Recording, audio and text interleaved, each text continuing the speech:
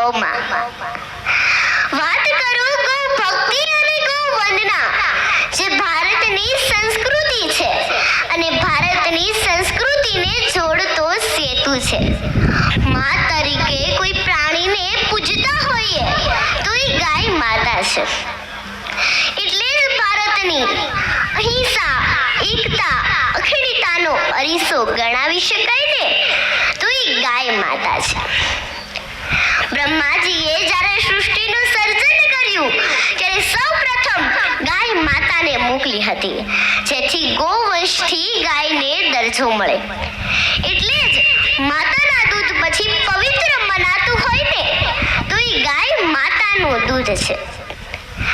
આજે શહેરોમાં અને ગામડે ગાયના સેવા કાર્યો માટે સત્સંગ, ધૂન મંડળ અને ગૌશાળા ચાલે છે.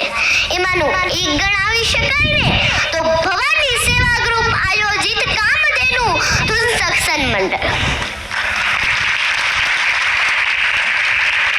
શાસ્ત્રમાં કહ્યું છે કે ગાવ રક્ષંતી રક્ષતે, ગાયનું જે રક્ષણ કરે ગાય તેનું રક્ષણ કરે. ગાવ વિશ્વસ્ય માતર, ગાય વિશ્વની જનતા છે. મહાભારતમાં ત્યાં સુધી ઉલ્લેખ છે કે જ્યાં સુધી ઘરના આંગણે ગાય છે તે ઘર કદી વાંજ્યું ન હોય. કહેવત છે ને કે જે પાળે ગાય તેની ગરીબી દૂર થાય. એક ગાય માતાને ઘાસ ચારો ખવડાવવાથી 33 કરોડ દેવી દેવતાને ભોગ ચડે છે. જ્યારે વાત હોય ગૌમૂત્રની, ત્યારે શાસ્ત્રોના કથન પ્રમાણે તેમાં ભાગીરથી ગંગા વહે છે. તેના સેવનથી ચામડી અને લીવરના રોગો દૂર થાય છે.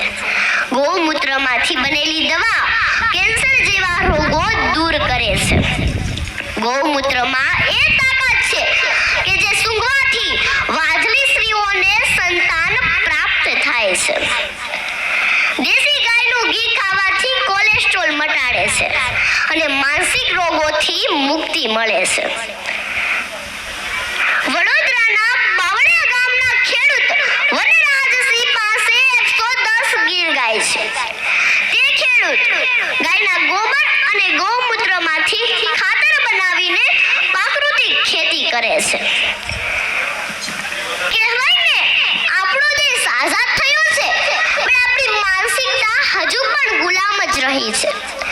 આપણા ભારત દેશમાં 37 પ્રકારથી પણ વધારે ગાયોની શુદ્ધ જાતિ છે, પણ છતાં આપણે વિદેશમાંથી જસી ગાયો લાવ્યા છીએ અને આપણી દેશી